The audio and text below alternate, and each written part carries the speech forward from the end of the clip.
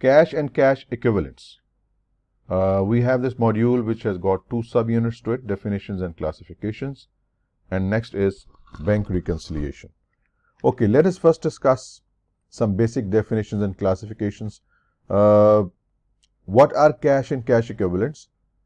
Cash and cash equivalents, basically they are the assets. We'll discuss what type of assets come under this category.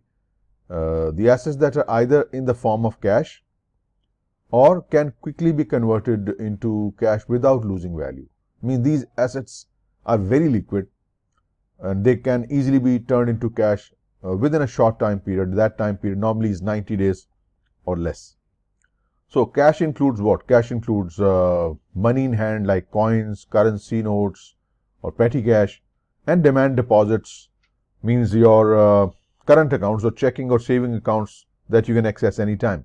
When you say cash equivalent, they are short-term investments that can be converted to cash quickly and have little risk of changing value. So they must have a maturity of 90 days or less when purchased, and only those investments are called as cash equivalents. Examples of cash and cash equivalents: cash in hand, just told you, money you hold in your hand; cash in drawers or petty cash for small expenses; checking accounts, these are your bank accounts where you can deposit or withdraw money anytime without restriction; saving accounts, these are bank accounts of course that may earn some interest, but still you can withdraw whenever you want to; money market funds, these are low risk investments accounts which work more or less in the same way as saving accounts, and they offer comparatively higher return than the saving accounts. Then we have deposits used as compensating balances. Yes, sometimes money is held with a bank in an account to ensure that you meet certain loan obligations, right? Like for example, a bank offers you a service asking you to deposit $10,000 as a minimum balance, which would be used by bank. And in return, you would get free checkbooks and free banking service. So the amount that you keep with the bank, that is called the compensating balance, that compensate the bank for providing you service for this account. That's the basic logic. Then we have negotiable instruments. These are like traveler checks, bank drafts, cashier checks, and money orders. Of course, they can be easily turned into cash. They are called negotiable instruments. Commercial paper and treasury bills, we'll discuss about these. These are short-term investments which are issued by large companies like Apple Incorporated or Microsoft. So normally they have a maximum maturity of 270 days, but we will take only that commercial paper that has a maturity of less than 90 days. Treasury bills, these are short-term obligations issued by the federal government, and they are issued on discount basis, so they are highly liquid. They are as good as cash. And then we have certificate of deposits. These are called CODs, and they have maturity of 90 days or less. So these are the investments where you deposit money for short period of time and earn interest on it. Items that are not considered cash or cash equivalent. Term certificate of deposits, those with maturity for over 90 days. These are not cash equivalents because they cannot be converted into cash quickly without penalties. Legally restricted deposits, like if you have a deposit which is held by a bank as a security, so you cannot access it, right? So it doesn't count as cash equivalent. Then there are certain restricted versus unrestricted cash. Unrestricted cash means cash that can be used freely for any business purpose, such as paying electricity bills, salaries, and other expenses. And restricted cash, this is the cash that you have set aside for specific purpose, like purchasing equipment or property. So it cannot be used for every day expenses. Then within the restricted cash, there are two classifications. One is the current and other is the non-current. Let me explain. Like if the restriction relates to something current, like bill you must pay soon, then in this case it is listed as the current asset, separate from other cash balances. And when the cash has been restricted relating to something long term, like future project or debt, then it is listed as a non-current asset, and this non-current asset should be shown separately from other investments.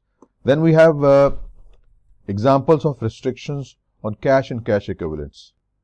Now, we're going to discuss some examples explaining why cash might be restricted. First, contractual restriction.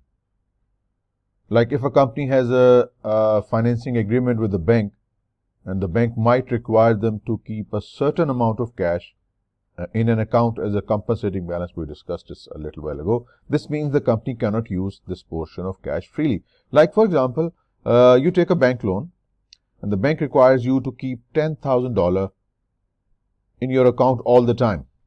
So this $10,000 that you hold with the bank, which you can't use, this is reported as a restricted cash on the balance sheet. Next, we have management imposed restriction. Sometimes a company might decide to set aside cash for specific future purpose, like purchasing a piece of machinery or for a project. So this cash is restricted and reported as such because there is a management imposed restriction. Like you have set aside $50,000 to pay for upcoming renovation. So this amount will be classified as a restricted cash until it is used. And please keep it in mind, if the restriction is for a current asset, is reported in current assets, and if the restriction is for a long-term asset, then it will be reported as a non-current asset. We discussed this a little while ago. Then there is a third classification, industry-specific reporting. Like in some industries, such as public utilities, that is involved in providing electricity, gas, etc. So in such organization, cash and cash equivalents might be reported as the last asset on the balance sheet because they list asset in the reverse order of liquidity. Like a water utility company might list its cash at the bottom of the balance sheet, even though cash is the most liquid asset. Smith Corporation's cash balance on December 31st, year 7 was $160,000. On the same date, Smith held the following items in its safe: a $5,000 check payable to Smith dated January 2nd, year 8, that was not included in the December 31st checkbook balance. Rightly so, not to be included. A $3,500 check payable to Smith deposited December 22 and included in December 31st checkbook balance, which was returned non-sufficient funds. The check was redeposited January 2, year 8 and cleared January 7th. So this amount is included in 160, so it needs to be removed. So if you start with this figure, you need to remove this because this is get included in the above balance. A check $25,000 payable to a supplier and drawn on Smith's account that was dated and recorded December 31st, but was not mailed until January 15, year 8. So still it's a part of your cash and cash balances, so this needs to be added. So you're going to take 160,000, deduct 3,500, add 25,000. What you get is 181,500. This is your adjusted balance to be reported on December 31st, year 7. Bank reconciliations. I'm sure this you would have done somewhere in your earlier studies, in your graduation courses or maybe in your master's. So what it is, you have your bank statement in one hand and the balance shown by your cash book on the other hand, and they do not tally, they differ. So it's a process of comparing these two balances and finding out what they differ. The goal is to identify what are causing these differences, why these two balances are different. So we are going to first discuss different components of reconciliation, and then I will explain how do we do the reconciliation. So basically there are two types of reconciliation. One is the simple reconciliation, and then other is the reconciliation of cash receipts and disbursements. So let's say we have got $10,000 balance as per shown by the bank statement, and our cash book says balance is only $3,000. So why this difference of $7,000? So item we are going to discuss, these are the components or the elements that may cause this difference, or the reasons why there is a difference in the cash balance and bank statement balance. The first one is the deposit in transit. Basically these are the deposits made by the firm but not yet recorded by the bank. So we have made certain deposits in our accounts, but due to timing differences, the amount hasn't yet been credited. Maybe the bank would credit it after a couple of days when the process is complete. Like we have deposited $5,000 at the end of the day, but the bank would take time. Bank processes it the next day. So the company's records will show a higher balance than the bank statement until the deposits are actually credited in your account. Next is the outstanding check. These are the checks that we have written for our suppliers, but our suppliers to whom we have given these checks, they have not yet presented it, or these checks have not yet been processed. So this causes the bank to show a higher balance because the amount hasn't yet been deducted from the bank account. Like we have written a check for $2,000, let's say, but the recipient, our supplier, he hasn't yet encashed it. He hasn't yet presented it to the bank. So the bank amount will still show higher by 2,000 because the check has not yet been presented. So these outstanding checks are also called the unpresented checks. Then service charges. Bank often deduct fee directly from our account. So if the company isn't aware of the fee yet, we are not aware, so it means our bank would show a lower balance than what we think it is. Like a bank deducts $200 as service fee, but our records won't show this reduction until it is updated in our books of accounts. Right? So this is another reason. Then bank collection. Sometimes the bank collects money on behalf of our company, such as a loan payment or any interest. So if we are not aware of the collection, so resultantly our cash account will show a lower balance. Like bank collects $1,000 in interest for our business, but we do not know it yet. So resultantly our record will show a lower amount. Errors, yes. Errors can take place on both sides. You can make error, bank can make error. So such misreporting can result in differences in cash and bank statement balance. Like maybe there was a error of $500, like where we record $500 deposit as $5,000. Clearly our records will show a very high balance, but this is actually not so because we have made a mistake, reported an item of $500 for $5,000. Then the next difference could be non-sufficient funds, NSF. Like we received a check for $300, so we put this in our cash book. Our books might still show this amount, but this check has been bounced. This check has been returned by the bank as non-sufficient fund, so causing the balance in our books to be overstated by 300. So we need to make the adjustment for this non-sufficient fund bounce check. Interest income. Sometimes we may have made some investments on which we got some interest. So if the interest is directly credited in our account, but we may not have updated our records yet, so this would show that our bank statement is showing a higher balance. Like there's a $50 interest income that bank has collected on our behalf. So bank statement shows a higher figure, but we haven't added this into our records, so resultantly our records will show less cash at bank. Steps in simple bank reconciliation. We can start either with the cash book or bank statement. I'm sure this is a very basic topic that is studied in every elementary accounting.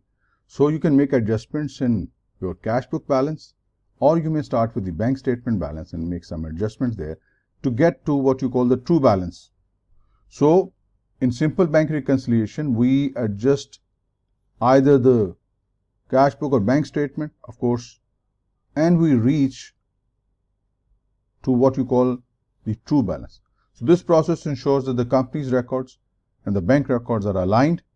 And how do we do that? Let's see, there are certain steps you need to know. First, we adjust the book balance, which you call the cash book balance. We make any corrections that we need to make that have been reported by the bank, like maybe we have to adjust for bounce checks, NSF non-sufficient funds, any amounts collected by the bank on our behalf, we need to put it on the debit side of the cash book. Any monthly service charges or any fee deducted by the bank needs to be deducted from the cash book, which we haven't yet deducted. And any interest income which bank has collected on our behalf, which bank has credited, we need to increase our cash book also by debiting it. So this is the basic thing. You have been doing it. Like for example, if the bank deducts $20 for service charges and we were not aware, So our book balance or cash book balance needs to be reduced by 20 to reflect the correct figure, right? Then once we make all the necessary adjustments, the company should reach its adjusted balance, which is basically the true balance. This is what you report on the balance sheet, right? So the correct balance that reflects the actual cash position of the company, right? So once you have the true balance, now there are three things that would be the cause of difference: unpresented checks, uncredited checks, and bank errors. We do not make any of these adjustments in the cash book. Cash has already been corrected. It's a true balance now. So unpresented checks are the checks which we have given to our suppliers, but they have not yet been presented with the bank. Uncredited lodgements means deposits we have put in the bank, but they have not yet been credited. They are sometimes referred to as deposits in transit, means deposit made by the company but not yet processed by the bank. And unpresented checks sometimes are called outstanding checks, that checks we have written but they have not yet been cashed or processed by the bank or not yet been presented to the bank by our suppliers, right? So these are the items that we need to bring in reconciliation. So first what you do, you adjust your cash book to find the true balance, and then you make the adjustment for three items. One was the unpresented, uncredited, and some bank errors. Bank errors are only shown on reconciliation. You do not reflect those errors in your on your cash book. Why would you do that? So these three items are part of your bank reconciliation statement. Burbank Company's records reflect 12,650 cash balance on November 30th, year 3. Burbank's November bank statement reports the following amounts. This is what they report the cash to be. It further shows some bank charges and some checks bounced for NSF, that is non-sufficient fund. Deposits in transit are 3,000. These are the uncredited lodgements, and outstanding checks 500, the checks we have given to our suppliers, but our suppliers haven't yet got those encashed from the bank. So it says determine Burbank's year 3 adjusted cash book. Please remember, in adjusted cash book, we do not bring these deposits in transit or outstanding because these items are only time difference items. They will be rectified later on. Deposits in transit will eventually reach. Outstanding checks will ultimately be presented, so we don't need to put them again in our system. So we only bring those items which are required to find the true balance. So what we do, we start with the balance shown by our records and make adjustments accordingly. So we start with the balance per books, which needs adjustment. So bank service charges deducted, we need to deduct as well. Non-sufficient fund checks that are bounced, they are included in the cash book, so we need to remove. So you need to remove these two items, 10 for bank service charges and 90 for the bounce check. This would give you the adjusted cash balance that you need to report on the balance sheet. Let me show you. After these two adjustments, we have the adjusted cash balance, and that's what we report on our balance sheet as the balance at bank. So now we got our adjusted cash balance, which is 12550. Now we need to make the reconciliation to reconcile the balance with this number. So what we do, I told you there are three items you can see possibly. One are the deposits and transits, outstanding checks, and bank errors. So deposit in transit, these are the amounts that will be credited to our account, but they have not yet been credited by the bank. So deposits in transit are deducted in order to reconcile your balance, adjusted balance, with the bank statement balance. And outstanding checks 500, which we have paid to our suppliers, but they have not yet been presented to the bank, they are added. So the easy way to remember is that unpresented checks, outstanding checks, they are added with PP plus, and uncredited is deducted. That's the way we have done it. So if you bring these two changes, you will see exactly your balance would reconcile with the balance as per the bank statement, which is 10,050. You can move in the opposite direction as well. You can start off with the bank balance as per the bank statement, and you do the reverse. Unpresented is now deducted, uncredited is added. So what we did, we do the totally reverse now. So this amount 3,000 of deposit in transit is now added, and unpresented checks, which you call the outstanding checks, they are deducted. So if you do the adjustments, you will get exactly the same balance as per our adjusted cash book balance. Right? So there are two ways. Either you can move from the bank statement balance to the cash book balance, or you can move from cash book to bank statement. In reconciliation, both would give you the same results. Reconciliation of cash receipts and disbursements. This type of reconciliation is also known as the 4-column reconciliation or the proof of cash. I will show you through an extended example. So this would ensure that all cash transactions have been properly recorded by comparing both the company records, that is your cash book, and the bank records, that is the bank statement. So let's get some basic understanding. So there are certain key points that you need to remember to perform this sort of reconciliation.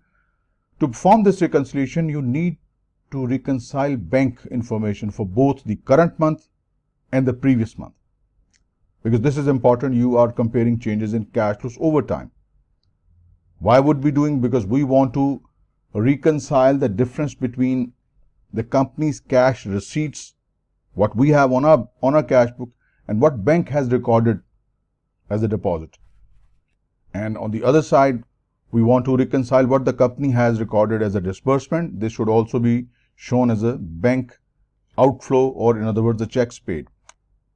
Right? So we just want to identify and resolve any discrepancy between the company's records and what the bank records show. For example, if the company thinks that it has received $5,000,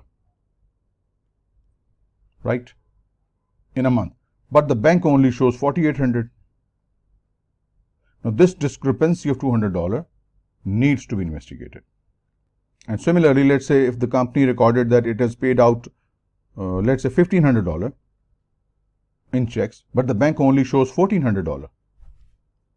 So there might be again an outstanding check or an error that you need to see. So we make a 4-column reconciliation, and to show all the cash transactions, both incoming and outgoing, of course, receipts and payments. So this way we can identify the differences and analyze it further. Let me show you. Based on the information in the previous example and additional information for the month of December, Burbank's reconciliation of cash receipts and disbursements using these 4-column approach. Let me explain these in detail. This is the balance per depositor's book.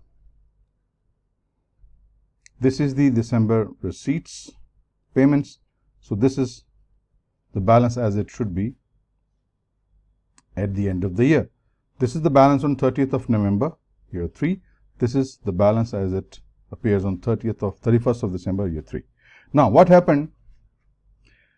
Bank has collected an amount of 3050, which isn't included. So we show it in this column as a receipt for the month of December. On further investigation, our bank statement shows bank charges deducted, which were not shown in the payment, so we show it here, right? Then, seeing the bank statement, there was a check that we had shown in our receipt, but that was dishonored, bounced because of non-sufficient funds. So this receipt 12,950 actually is overstated, so it's need to be reduced by 285. Then there was a payment in the month of December that was understated by $54, error in recording check number 350. So this correction now needs to increase the payment. So this is the corrected receipts for December. This is the corrected payments. So opening balance plus corrected receipts deduct corrected payments gives you the right adjusted balance of your cash book to be shown on the balance sheet. Now, if you start from the bank statement, balance per bank records on 30th of November, this was the opening balance of bank statement plus all the collections made by the bank during December, all the payments, and that is what is the closing balance as per the bank statement. Now, we need to reconcile this balance with the adjusted cash balance. We need to revise the balance. So what we do, these deposits in transit which were not credited by the bank by the end of 30th of November, once they are actually collected, they are appearing or they are included in this amount, right? So these were the uncleared lodgements, deposits which were not cleared by the end of 30th of November. So when they are actually collected, actually they have been already considered previously, so they are removed.